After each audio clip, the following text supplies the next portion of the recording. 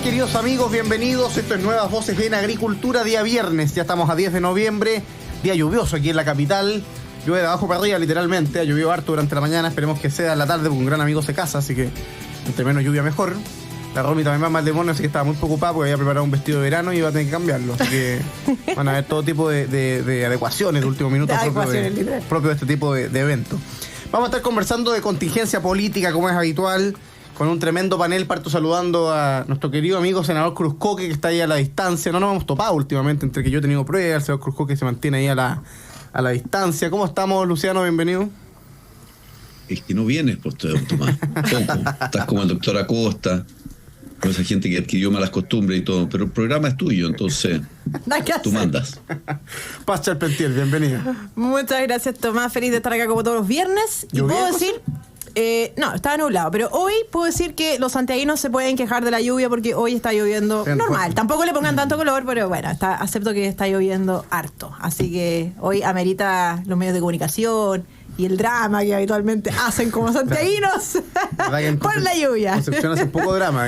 Ya, oye, desde la región del Bío, mándale un saludo a todos los auditores de la región del Bío, como cada viernes. Un gran abrazo y saludo a mi región. Habrá auditores en Bío, ¿no? Por supuesto. ¿Cuál es la frecuencia de agricultura allá? 88.1 FM. Bien, saludos ahí a los de la región del Biobío. Sebastián Figueroa, ex consejero constitucional a esta altura, un peso menos, digamos, por la región de O'Higgins, hoy día más jefe de campaña del Partido Republicano. ¿Cómo estáis, Figue? Bienvenido.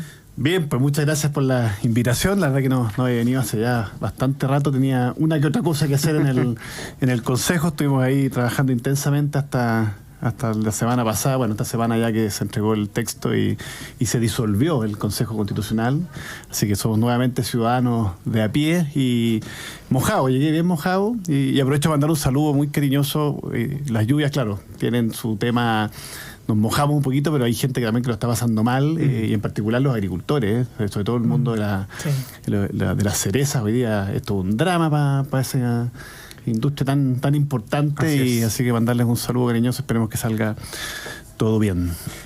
Quiero partir por el tema que está dando vuelta. Ya vamos a entrar en unos minutos más a la cuestión estrictamente constitucional, pero el caso de un verdadero secuestro, ¿no? A este empresario que acaba de ser liberado a cambio del pago de 40 millones de pesos, tuvo que pagar por su rescate, estuvo 35 horas secuestrado, dio declaraciones la ministra Toá durante la mañana y dijo que efectivamente parte de la negociación había sido el pago de estos 40 millones de pesos para poder liberar a este empresario que había sido secuestrado, con la gravedad que eso implica, ¿no? Un secuestro que naturalmente trae a la memoria de Chile delitos que quizás estaban extinguidos hasta hace pocos años, que de a poco empiezan a tomar fuerza de nuevo, pero al mismo tiempo esta idea de que tú pagas para poder recuperar a la persona, de algún modo empieza a validar el negocio del secuestro, ¿no? Y la ministra Toá algo así plantea.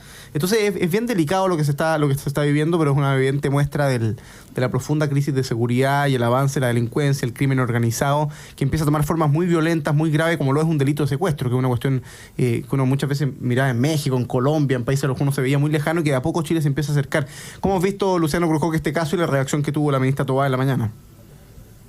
Primero con mucho temor y solidaridad por la familia.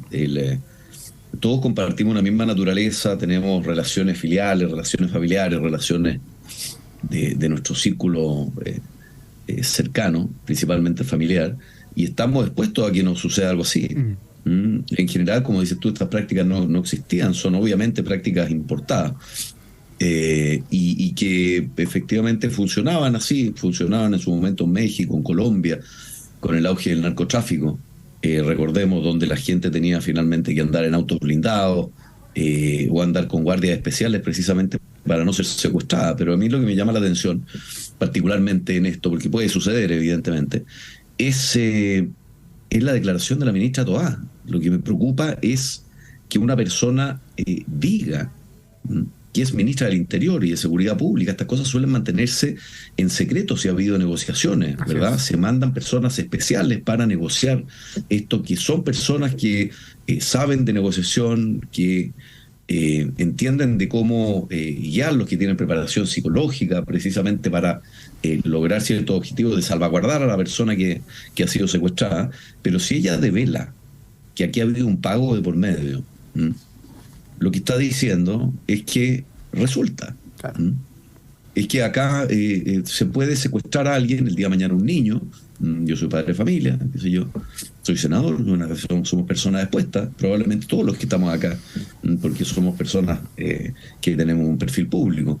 Entonces, que tú mandes la señal desde el Ministerio del Interior y Seguridad Pública de que se ha pagado por último, no sé, ¿cuál es cómo no es capaz de comprender el alcance de su cargo y el alcance de las palabras que tiene? Me parece gravísimo.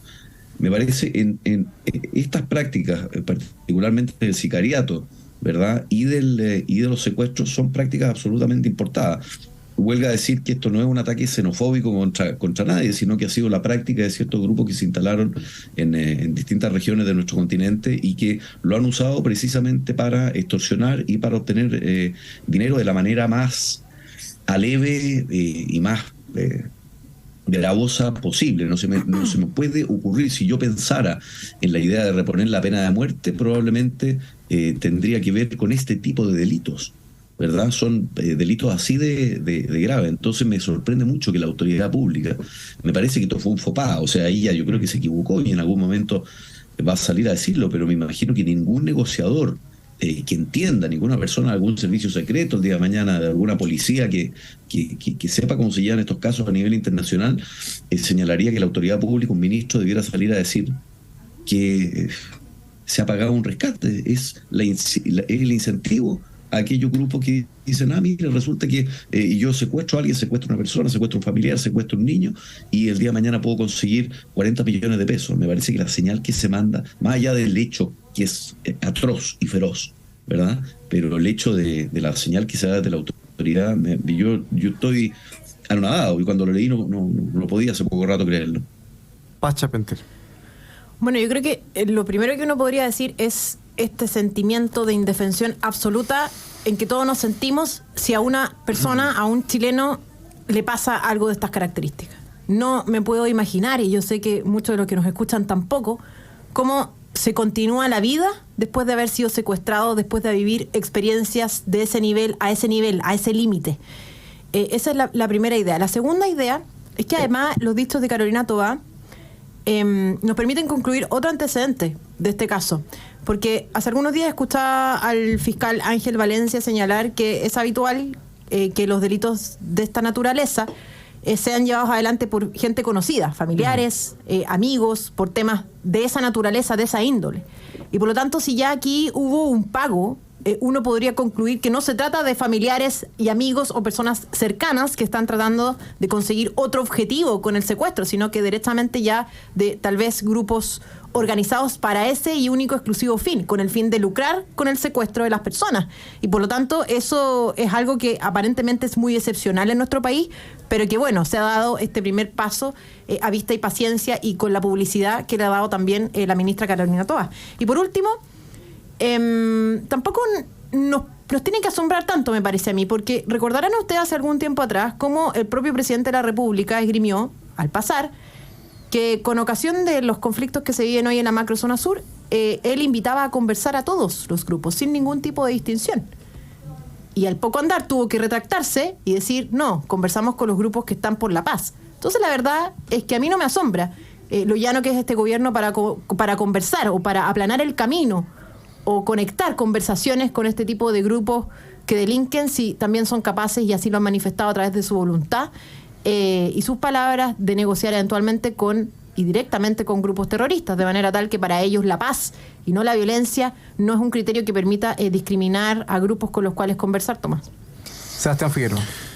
Dos ideas. Primero, empatizar con la familia, con los cercanos. Este es un caso de mi región. A mí me ha llamado harta gente, la gente está aterrada.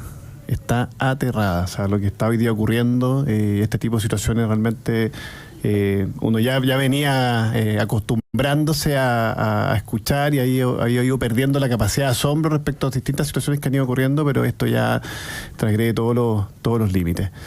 Y lo segundo, que es algo que ya nos estamos acostumbrando también y que es preocupante, es la improvisación del gobierno.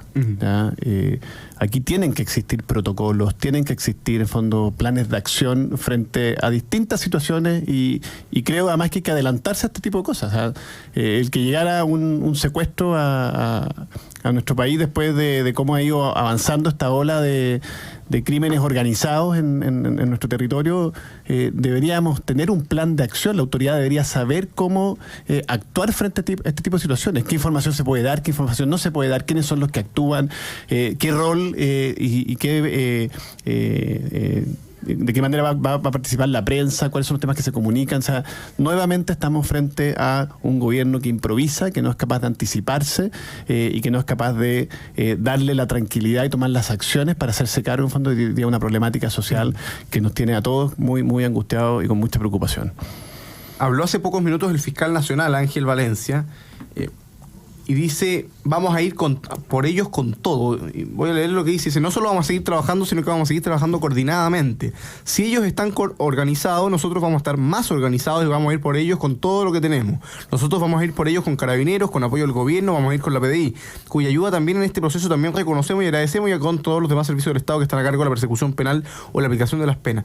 Y esto es bien determinante porque la verdad es que algo lo hemos conversado, ¿no? Pero un delito de esta naturaleza, de la gravedad y con la conmoción pública que genera, pero la verdad es que en todos los noticiarios va a estar varios días así. Efectivamente había una cantidad de información circulando que está por sobre el estándar de lo razonable. O sea, ya sabemos que la esposa de la persona estuvo vinculada a las negociaciones, cuestión que comunicó la misma ministra del Interior. O sea, tenemos mucha más información de la que es razonable en un caso de esta gravedad. Pero lo cierto es que la conmoción pública que va a generar es importante, es un delito realmente grave, con alto nivel de, como decía Sebastián, de miedo que genera, ¿no? Porque las personas empiezan a ver que esto podría ser una realidad para cualquiera de sus familias, ¿no? Y por lo tanto, es de esperar efectivamente que la Fiscalía inicie un trabajo particularmente intenso en aras a perseguir y sancionar a los responsables, pero que el gobierno al mismo tiempo esté a la altura de las circunstancias, porque la verdad es que el gobierno siempre está reaccionando, ¿no? Siempre llega tarde, como se comentaba. Y la gravedad de los delitos que está conociendo el país, de las que están siendo víctimas las familias chilenas, no son simplemente carterazos, no es simplemente entrar a robar una casa. O sea, hoy día estamos con homicidios como nunca antes en la historia, con violaciones como nunca antes, con secuestros, ¿no? Y en la medida que uno se empieza a validar, ¿no? Como decía Luciano, esta fórmula de que tú pagas por rescatar, bueno, el crimen organizado es un crimen organizado, de una verdadera industria que opera con distintos giros de negocio, y va viendo que, bueno, si antes eran las encerronas, hoy día será el secuestro, el narcotráfico, ¿no? El sicariato que empezamos a conocer, y si tú no le pones coto a eso, la verdad es que es una pendiente resbaladiza de la cual es muy difícil levantarse, y lamentablemente el crimen organizado sigue avanzando. Hagamos la primera pausa comercial. Les quiero recordar, queridos amigos, por supuesto, que hoy día y mañana se está desarrollando la Teletón, que cumple 45 años, así que los invitamos, por supuesto, a seguir participando de esa fiesta de solidaridad que vive Chile y de participación de la sociedad civil en la solución de problemas públicos de una fundación que la verdad es que da la nota alta en nuestro país. Así que, para no quedarnos solo con las noticias negativas y lamentables que estamos conociendo, los invitamos, por supuesto, todos a colaborar con la Teletón este 10 de noviembre, hoy día viernes, y mañana sábado. Los que quieran aportar, por supuesto, muy bienvenidos. Hagamos la primera pausa comercial. Estamos acá en Nuevas Voces de Agricultura, conversando con Paz Charpentier, con Luciano Cruzcoque y Sebastián Figueroa. En pocos minutos estamos de vuelta para seguir analizando la actualidad política nacional acá en la 92.1 FM. Estamos de vuelta, queridos amigos, con su programa. Vamos a estar conversando, queridos amigos, ahora del informe de Contraloría, que es bien interesante el caso Convenios, que se reactiva, ¿no? El gobierno va a tener una semana, yo diría, bastante compleja, entre los atletas cubanos, entre el informe del Contralor, entre el secuestro de hoy día. La verdad es que se acaba el pajarito Fiu y los bailoteos en los Panamericanos, y el gobierno tiene que volver a la realidad, sobre todo el presidente Boric, que estaba muy contento bailando congelado y todas esas cosas. Hoy tiene que volver a ser presidente de la República. Eso vamos a estar conversando en este segundo bloque de conversación con Paz Charpentier, Luciano Cruzcoque y Sebastián Figueroa, acá en la 92.1 FM, pero antes, por supuesto, vamos a saludar a quienes hacen posible el programa. Posgrados de la Universidad San Sebastián cuenta con más de 100 programas en diversas áreas del conocimiento. Más de 14.000 egresados han preferido sus magísteres, diplomados, postítulos y especialidades. Conoce más en posgrados.uss.cl. En Enel buscamos cuidarte, que tu servicio eléctrico sea continuo y de calidad. Por eso, si sabes de un hurto de cables que haya generado corte de electricidad en tu barrio, puedes denunciarlo de manera anónima al 600-696 Ayúdanos a evitar esta práctica ilegal y a mantenernos seguros, por supuesto, con Enel. Y lo mejor de trabajar en BCI es que puedes contribuir desde tu propósito a hacer una diferencia en la vida de las personas y de la comunidad. Y Carlos Herrera, máster en aceros y más, administrada por la segunda generación familiar, te espera en sus sucursales con una atención especializada para apoyar en todo lo que necesites para la realización de tus proyectos. Más información en carlosherrera.cl. Y encuentra todas las noticias e información contingente en un solo lugar con Capital Play. AFP Capital, queremos ser tu AFP. Emitió su primer informe el Contralor a propósito del caso Convenios y la verdad es que las conclusiones son bastante delicadas, ¿no? Básicamente, Contraloría detectó que existía el mismo mecanismo irregular de traspaso de recursos desde reparticiones públicas a fundaciones en más de 15 regiones, lo que ha llevado a sectores de la oposición a pedir la renuncia de todos los seremis de vivienda, la renuncia del ministro Carlos Monte. Sigue abierta la polémica, por supuesto, después de que Miguel Crispi, el jefe de asesores del segundo piso o de presidencia, fue a la comisión investigadora en la Cámara de Diputados y dijo que él conocía 9 días antes de lo que se hizo público el caso Convenio, un rumor que le comunicó a la subsecretaria para que fuese investigado. Pero eso no sabemos si es que el rumor... Estaremos de acuerdo si te llega un rumor. A mí me llegan rumores todos los días. Imagínate, al lado de Pacha Espentire es una lluvia de rumores. Pero uno va calibrando si un rumor tiene sentido traspasarlo, a ver si hay que investigarlo o no. Habrá sido más que un rumor lo que conoció Miguel Crispi, que lo llevó a comunicarle eso a la subsecretaria de turno. Y en paralelo, la gran pregunta fue: ¿y el presidente Boric entonces cuándo supo? Todos esos flancos siguen abiertos en el caso Convenio. El gobierno, por supuesto, no da mayores respuestas. Y hoy día sabemos que en todas las regiones, prácticamente en 15 regiones del país, existía el mismo mecanismo irregular de traspaso de fondos. ¿Qué te parece, Luciano Cruzcoque, el informe que saca Contraloría? ¿Y cómo crees que va a avanzar el caso Convenios o el caso Democracia Viva? Bueno, en la medida que esto no solamente pase por una falta administrativa, ¿verdad? Y se trate, como lo trató la ministra Vallejo, como de un problema menor, casi como un problema de glosa, que estaría una modificación de glosa supuestamente en el gobierno anterior, estaría permitiendo que es como básicamente decir: miren, encontré la casa abierta y la desvalijé. Claro. Es muy rara la explicación del gobierno, y el gobierno parece que no se hace cargo no solo de las responsabilidades políticas que se dieron a hacer cargo. Recordemos todo lo que costó que saliera el ministro Jackson, ¿verdad? Hoy día Crispi, después de 2 veces que está citado por el Congreso Nacional, donde además nos notificaron que él, a pesar de que tiene chofer, auto público, todo pagado con recursos públicos, resulta que no es funcionario público. Entonces, claro, que habría que hacer una distinción con ese tipo de funcionario. Finalmente termina yendo de mala gana y declara algo que es sorprendente, que él sabía 9 días antes. Colaborador estrecho, jefe de asesores de segundo piso del presidente. ¿Cuándo supo el presidente? Entonces, acá lo que hay es una operación, es un mecanismo, es un sistema que se repite en 15 regiones, y estas son palabras del Contralor, precisamente para defraudar al fisco. Algunos dicen: no, es que no es para robar plata, en el fondo era para hacer política. Perdón, era con recursos de todos los chilenos que estaban destinados además a una de las empresas probablemente más loables, que precisamente tratar de sacar de la miseria máxima a aquellas personas que viven en campamentos en una situación absolutamente irregular. De esa plata, contratar operadores políticos para hacer trabajo político en el territorio, creando un mecanismo que ya lo habían esbozado otros, lo esbozó Íñigo Rejón, ¿verdad?, de Podemos. Esto es una práctica. Mientras no estamos en el gobierno, utilizamos a estos cuerpos intermedios, asociaciones, corporaciones, fundaciones, precisamente para hacernos de esos recursos y tener un lugar desde donde hacer política. Ahora, lo importante, no solamente responsabilidades administrativas, no solamente responsabilidades políticas. Aquí vamos a las responsabilidades penales, porque quienes sacaron esa plata, que ya vamos en 35 mil millones de pesos, más o menos, por el catastro que uno va teniendo y logrando hacer dentro de la cantidad de información que va llegando, 35 mil millones de pesos, eso llegó a las manos de alguien. Eso implica también que deben existir responsabilidades penales y no solamente políticas y administrativas. Paz Charpentier. Fíjese que recuerdo cuando se destapó este tema, que conversamos varias veces aquí y dijimos: miren, aquí hay un allanamiento, una instrucción directa desde España de cómo tenían que hacerse las cosas, ¿verdad? Íñigo Errejón indicó que la política se hacía cuando estaban en el gobierno a través de levantar este tipo de organizaciones para que una vez que estén fuera del gobierno puedan subsistir durante el periodo, ¿verdad? Y por lo tanto acá yo creo que hemos constatado que, como bien decía el senador Cruzcoque, hay un mecanismo extendido a nivel nacional que probablemente como hemos probado, o sea, como lo ha señalado el propio Contralor, parece que existía una voluntad incluso por parte de este gobierno destinado a financiar fundaciones con plata pública destinadas al activismo político en distintos campamentos a lo largo de todo Chile, a costa de las propias personas que viven en estos campamentos, que necesitaban, sin duda alguna, apoyo para administrar esa terrible realidad que les corresponde, lamentablemente, vivir día a día.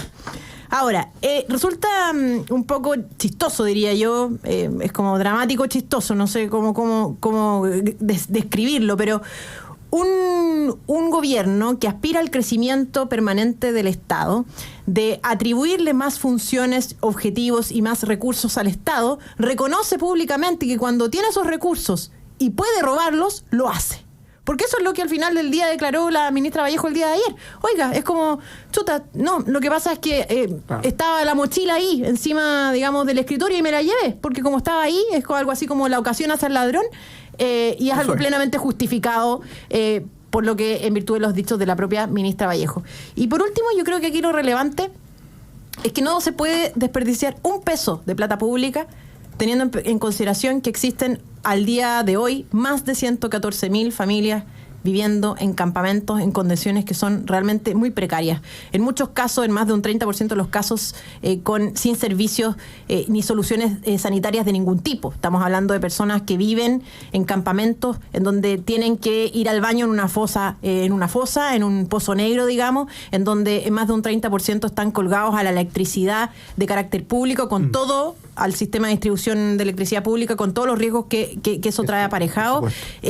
Y ojo que no podemos olvidarnos además que los últimos días en estos mismos campamentos fueron quemados vivos 14 personas, entre ellas 8 niños, en la comuna de Coronel, que forma parte de mi región, en un campamento en el Cerro Obligado.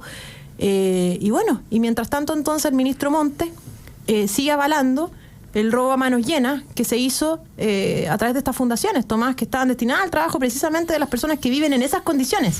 O sea, yo creo que muchos de los que nos están escuchando ni siquiera se pueden imaginar lo terrible que es el día a día en un campamento, Tomás, y por eso es doblemente doloroso para todos nosotros enfrentar y conocer la verdad de los hechos, que quienes nos dicen que en teoría están al día a día preocupados de estos temas, la verdad es que estaban preocupados más bien de robar que de mejorar la calidad de vida de los chilenos. Les quiero leer, para los que no están escuchando, le doy la palabra al tiro a Sebastián Figueroa, pero quizá los que no están escuchando están medio colgados, porque es interesante repasar la declaración que dio la ministra Vallejo, que motiva la crítica que se ha hecho acá. Por supuesto, ayer, después de que se conociera el informe de Contraloría, se le preguntó a la vocera de gobierno, que ustedes saben que es una vocera bien especial, porque contesta los temas que quiere, para los otros manda a otros ministros. En este tema había asumido una participación importante el abogado defensor de Miguel Crispi, que es el ministro Cordero, que hoy día está dedicado a la defensa, como a la defensa penal o administrativa, porque la verdad es que lo único que se dedica es a discutirle a la Contraloría la naturaleza jurídica del cargo del señor Crispi, que como bien decía Luciano Cruzco, que quería pasar como no funcionario público con todas las de funcionario público.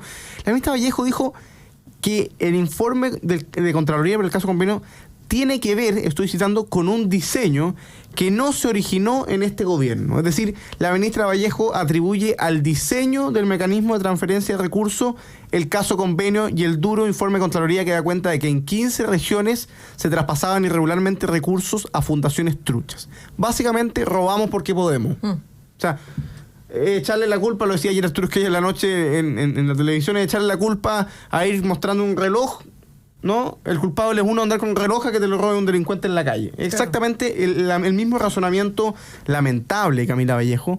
Y la verdad es que lo más probable, creo yo, Figue, que el tema convenios no se cierra por un gobierno que ha sido incapaz de darse cuenta de la gravedad que tiene el caso. O sea, siguen dedicados, en vez de asumir la responsabilidad política, administrativa que sea necesaria, penal en los casos que sea necesario, asumir claramente la responsabilidad de tener un mecanismo ilícito de financiamiento de su activismo político a través de fundaciones truchas.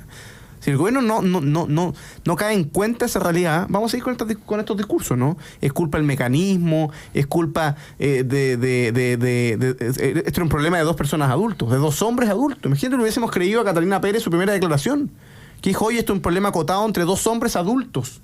No, esto es un problema de 15 regiones del país en que en el gobierno Frente Amplio, y particularmente los funcionarios de Revolución Democrática, tienen un mecanismo ilícito para financiar sus campañas. Sebastián Figueroa. Yo espero que que aquí se asuman responsabilidades. Esto debe ser caiga quien caiga, y se deben asumir responsabilidades políticas, pero también aquellas responsabilidades que recaen sobre las personas que se llevan los recursos. O sea, si aquí se perdió plata, la plata se tiene que recuperar. Porque estamos acostumbrados a que aquí el que paga moya, claro. Claro, paga moya. Y es muy bueno lo que dice Paz, porque ahí pongámosle rostro a quienes hoy día se están postergando por estos robos. Lo que ocurrió al principio de esta semana, Coronel, es un drama que vivimos hoy día en muchos lugares de nuestro país. Y creo que hay que hacer ese ejercicio de vincularlo, porque si no pareciera que son cosas aisladas. Oye, son los recursos de los chilenos que tienen que estar destinados para darle el mejor uso, y hoy día hay gente que se los está robando, lisa y llanamente. ¿Ya? Yo espero que se asuman responsabilidades. Hay un efecto colateral también en este caso que yo lo he mencionado en otros programas, que creo que también es importante tener conciencia. El desprestigio que le ha dado este caso fundaciones a la actividad de las organizaciones de la sociedad civil, en particular de las fundaciones, los cuerpos intermedios que hoy día cumplen un rol importante en nuestra sociedad, es brutal. O sea, hoy día uno en la calle, yo que he trabajado toda mi vida en este yo vengo de una fundación en Concepción, imagínate, claro. O sea, la etiqueta horrible. Es que es dramático. Claro. El otro día me pasó en un café, no sé por qué salió el tema de las fundaciones, y el mozo como que se rió de nosotros, como que no le íbamos a pagar la cuenta. Entonces, suena jocoso, pero es un drama que hoy día están viviendo. Y los donantes. Los donantes no quieren donar. Nadie quiere. Nadie quiere donar a la fundación en este momento. Es brutal. O sea, uno ve el trabajo, el esfuerzo. Estamos aquí con la Teletón en el estudio, y hoy día un día importante.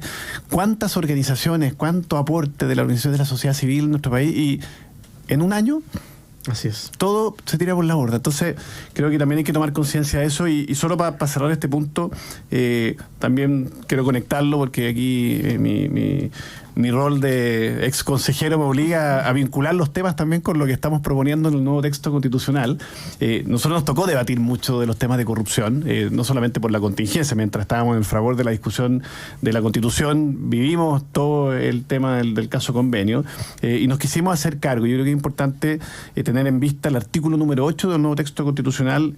Aborda la temática de la corrupción. Hay varias medidas que se están proponiendo, porque aquí no solamente hay que hacerse cargo en particular de la contingencia y las responsabilidades que hay que asumir, sino que también cómo prevenimos el que exista más corrupción en los órganos del Estado, cómo generamos una institucionalidad, en fondo, facultades, y una impronta dentro del texto constitucional que nos permita poder relevar la función pública, poner al Estado al servicio de las personas, y que quienes ejerzan un rol público tengan obviamente esas obligaciones. En particular, estamos proponiendo una agencia contra la corrupción, que es algo que hoy día no existe. Algunos nos han criticado, y esto es generar más Estado. Bueno, yo creo que hay que dedicar tiempo, energía y recursos en atender materias que hoy día no se están atendiendo. Hoy día no hay ningún ente del Estado que se preocupe a coordinar los esfuerzos para prevenir el fraude dentro del Estado. Perdón, que solo para complementar, que hay un tema, porque ¿cuánta plata podríamos recuperar si no existieran estos casos de corrupción? Si gente que está contratada hoy día en el Estado que no trabaja fuera despedida, claro. o si llegara a los cargos públicos gente realmente que tuviera las competencias para hacer el trabajo y lo pudiera hacer de manera mucho más eficiente en mucho menos horas. O sea, totalmente. ¿Cuánta plata nos podemos ahorrar con una buena agencia anticorrupción? Eso es fundamental, y yo creo que hay que mirarlo con atención, porque, insisto, este problema hay que buscar los responsables, pero también hay que ver cómo de raíz somos capaces de enfrentar este desafío. Hagamos la última pausa comercial. Estamos con Luciano Cruzcoque, Sebastián Figueroa y Paz Charpentier acá en Nuevas Voces de Agricultura. En pocos minutos volvemos para seguir conversando actualidad política. Estamos de vuelta, queridos amigos, con su programa Nuevas Voces en Agricultura. Último bloque de conversación con Luciano Cruzcoque, senador por la región metropolitana, Sebastián Figueroa, ex consejero del Partido Republicano, y Paz Charpentier, directora ejecutiva de la Fundación Juntos Más Libre. Y la tía Melipaz le han puesto algunos de sus últimas videocolumnas en Bio Bio. Esa etiqueta. Media etiqueta. Una gran etiqueta, compartiendo. Envidiable etiqueta. Con Mochetti. Dediqué un capítulo, yo me saco el sombrero. Siempre me pareció un tipo muy notable, sin perjuicio de las diferencias que existen. Sergio Mico Aguayo, ¿no? Que era director del Instituto Nacional de Derechos Humanos y que fue funado, gritoneado, de algún modo censurado hace pocos días en la Facultad de Derecho de la Universidad de Chile, donde se había dirigido a realizar una charla, una ponencia, y fue agredido por estudiantes tildándolo de cómplice, de cobarde, a gritos, y él contestaba, me parece, con un carácter digno de ser imitado. Y decía, aquí no pueden censurar a nadie, esta es la casa de Bello. Y es bien interesante ver esa logia, saber el presidente de la República, incluso a condenar la censura. Un comunicado realmente lamentable de la Facultad de Derecho de la Universidad de Chile, totalmente, en buen chileno, lo más amarillo que hay, sin ni una condena muy clara, o sea, realmente vergonzoso, pero que ha generado harto debate porque la cultura de la cancelación se instala, más grave aún cuando es en universidades públicas o estatales, y lo cierto es que me parece que Mico reacciona muy bien y reivindica el derecho que hay a la libre expresión, al libre intercambio y flujo de ideas, a la necesidad de que las universidades también sean espacios de debate, y a que no puede haber, y me cuelgo de esto porque hemos tenido, queridos amigos, desde el miércoles, diría yo, desde el martes, todos los días en la mañana aquí a nuestros queridos amigos del Team Patriota. Querido amigo, obviamente en sentido totalmente figurado, pobres tipos, que se instalan acá en la entrada, me parece que se están agarrando con el Checho Irane. En fin, yo creo que no les voy a dedicar más de 10 segundos en el programa, creo que al revés, le damos más pantalla y eso equivoca. Pero hay gente que se cree con el derecho a joderle la vida al resto, ¿no? Instalarse en patota, a gritonearlo, a detenerle la movilización. O sea, eso no puede ser más contrario a la idea básica de una sociedad libre. ¿Cómo viste, Luciano Cruzco, que esta funa de la que fue víctima Sergio Mico y las reacciones que ha generado? Algo que yo creo que es bien importante que se sepa también y que se diga, que acá hay minorías organizadas que conspiran en contra de mayorías silenciosas. Ese es el problema de, a veces, de la inacción o de callar frente a algo que te parece injusto. Uno dice, ¿para qué me voy a meter en problemas? Mejor no digo nada. Y la verdad es que uno tiene que levantar la voz cuando algo es injusto, porque estas son minorías, son muy poca gente, muy organizada. Yo entiendo que Sergio Mico pudo dar su charla y que este era un grupo que lo hostigó mientras daba la charla y cuando salía. Pero entiendo que la pudo dar, y de hecho el comunicado de Pablo Ruiz-Tagle va en ese sentido. Lo que no hace Pablo Ruiz-Tagle, y yo hubiera esperado en el comunicado, es condenar a estos grupos, porque aquí tiene que haber una condena. Nosotros no podemos tener censura, y menos en la universidad. Y para mí, mi padre fue profesor titular de Derecho Constitucional 50 años en la Universidad de Chile, y siempre pudo ejercer, ¿verdad? A pesar de que era una universidad muy política, siempre pudo hacer clases en general y siempre se dio un debate republicano y respetuoso, incluso en momentos muy álgidos de la política. Entonces, a mí la funa no me gusta la cultura de la cancelación, por eso que no creo en todo este wokismo y toda la cultura woke, que lo que hace finalmente es implantar justamente en esos lugares que debiesen propender a la universalidad, al conocimiento más amplio, al debate de ideas. En las universidades instalan la cultura de la cancelación, con sus espacios protegidos, con las funas a ciertas personas que sí pueden ir a poner y otros que no pueden ir a poner, y para corolario del asunto, no solamente la Universidad de Chile, la Casa de Bello y el prestigio que tiene la Facultad de Derecho de la Universidad de Chile, sino el hecho de que aparezca condenando la funa Boric. Yo me alegro porque significa que esto es un cambio en la posición histórica que él ha tenido. Yo recuerdo cómo él iba a hacerle funas al homenaje que se le hacía a Agustín Edwards en la Cámara de Diputados. Era una funa directamente, y ellos han avalado permanentemente funas a distintas personas, ¿verdad? Donde en la funa es la total cancelación, porque es decir, mira, yo considero que tu opinión vale hongo, ¿verdad? Y no te permito a ti siquiera oponer algún argumento respecto de lo que yo te estoy diciendo, porque te estoy cancelando, no te estoy escuchando. Entonces es muy grave que eso ocurra en una universidad pública, en la Universidad de Chile, en la Facultad de Derecho en particular, y valoro sí que al menos Boric se esté dando cuenta de lo que esto significa para el debate público a nivel nacional. Paz Charpentier.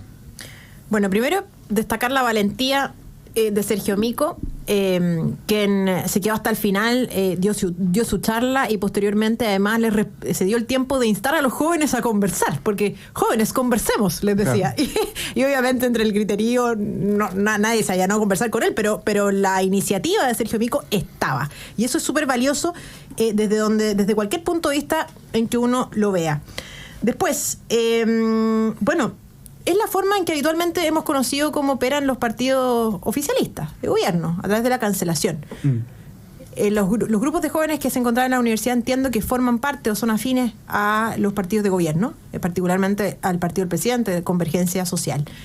Y ya estamos mal acostumbrados a eso, digamos, lamentablemente, pero lo que yo quisiera destacar con ocasión precisamente del periodo que estamos viviendo, que es un periodo de campaña, es que hemos constatado con cierta preocupación cómo también dentro de la gente que defiende las ideas de la libertad, comillas, ¿verdad? También hay ciertos grupos destinados y organizados a cancelar a otros por distintas vías. Porque la cancelación no es solamente el griterío, la cancelación también es apuntar con el dedo y ridiculizar, por ejemplo, la oposición o la opinión política de otros, también el asedio, también el hostigamiento, también, por ejemplo, es cancelación lo que hace el presidente Boric al apuntar con el dedo a medios de comunicación, es cancelación porque es una infracción a la libertad de prensa que no es tolerable ni aceptable en democracia, de manera tal que si bien el presidente Boric puede solidarizar con lo que sufrió Sergio Mico en la Universidad de Chile, bueno, uno derechamente podría esperar y exigir al presidente que entonces deje también de cancelar a algunos medios de comunicación, porque es parte de la cultura. Lo que quiero destacar aquí y lo que quiero de repente instar a que también durante esta época de campaña no toleremos a aquellos grupos que están destinados a cancelar a otros, a hostigar, a perseguir, por distintas vías, ya sea acá afuera de la radio o también a través de las redes sociales, porque no es propio de nuestro sector defender o pretender defender las ideas de esa manera, Tomás. Sebastián Figueroa. A ver, este es un tema de larga data. Las cancelaciones en la dirigencia universitaria es algo, a mí me tocó hace mucho tiempo, cuando estuve en la directiva de la FEUC, ir a los confech, y era una práctica muy común de, sobre todo los grupos más radicales de izquierdas, de ideas que no te gustaban, simplemente tú las descartabas con violencia, no solamente verbal, sino que muchas veces física, y bueno, y eso ha ido escalando. Me quiero ir a un hecho del año 2018 que lo estaba buscando acá, Universidad de Tarapacá, no sé si recordarán José Antonio Cast haciendo una visita, había sido invitado por estudiantes, terminó siendo golpeado a patadas prácticamente y sacado al fondo de la universidad, una universidad pública. Año 2018, y bueno, y podemos seguir y probablemente nos vamos a encontrar con una serie de hechos. Esto es, la verdad que es impresentable. Yo creo que primero hay que destacar la posición ahí de Sergio Mico, en fondo de la valentía de permanecer en el lugar y de todos quienes hoy día son cancelados y son valientes en seguir. Yo creo que es importante porque el minuto que renuncian están siendo derrotados. Yo creo que hoy día esta es una pelea que hay que darla. Y sí, y nuevamente, estoy aquí avanzando avisos comerciales, el artículo número 43 de la nueva Constitución tiene un inciso que fue bien debatido en el Consejo y lo quiero leer porque después les quiero contar quiénes lo rechazaron. Y parece increíble, ¿ya? Pero todo calza. Dice, los partidos políticos, movimientos u otras formas de organización cuyos objetivos, actos o conductas no respeten los principios básicos del régimen democrático, como asimismo aquellos que hagan uso de la violencia, la propugnen o inciten a ella, serán declarados inconstitucionales. Parece increíble, pero los consejeros del Partido Comunista rechazaron esta norma. Hoy día, por supuesto, el sentido común prevaleció, está en este texto constitucional. ¿Qué te parece tan increíble, Sebastián? ¿Qué es lo increíble que el Partido Comunista rechace una cosa así? No, para los que estamos en política, la verdad que no nos sorprende mucho, es reprochable, pero para la gente que en la calle que llama mucho la atención, en fondo, que alguien en fondo no esté disponible para participar en política respetando los principios básicos de la democracia y eliminando en fondo la violencia política como método de acción política. Creo que es algo que hay que relevarlo y creo que no hay que descansar nunca en apuntar con el dedo a quienes hoy día están actuando de esa manera. Lamentablemente se nos fue volando el tiempo, queridos amigos. Antes de irnos, de todas maneras, recordarles que tienen que ponerse la mano al bolsillo y donar en la Teletón de este 10 y 11 de noviembre, hoy día y mañana, así que estén atentos. Tenemos a Teletina aquí en el estudio participando con nosotros esta conversación de actualidad política. ¿Te acuerdas que a Jackson y compañía limitada no le gustaba la Teletón? Odiaban la Teletón. Bueno, la ministra, la vocera, y ayer la vimos ahí en Twitter en un video, pero ya era como si la Teletón no hubiese sido una de las fundaciones. Padre, claro. ¿Quién ganó al final? Qué bueno que ganó la Teletón. Sí, qué bueno. Así es. Luciano Grujoque, Sebastián Figueroa, Paz Charpentier, muchas gracias por acompañarnos este día viernes acá en Nuevas Voces de Agricultura. Gracias a ustedes, queridos amigos, por su sintonía, sus comentarios de las distintas redes sociales. Quédense en la 92.1. Ya viene Deportes en Agricultura. Sebastián Figueroa. Un llamado al gobierno que por favor nos ayuden a difundir el texto constitucional. No tenemos impresiones, la gente nos está pidiendo en la calle. El esfuerzo que hicieron en el proceso anterior, esperamos que se repita. Así que hacer un llamado encarecidamente al gobierno. A que impriman, pero no que comuniquen ellos las normas, por favor. Ni que la firme Boric. Ya. La viene Deporte en Agricultura. Buen fin de semana, queridos amigos. Nos reencontramos el lunes, como cada día, acá a las 13 horas, en Nuevas Voces de Agricultura. Que estén bien. Chau, chau.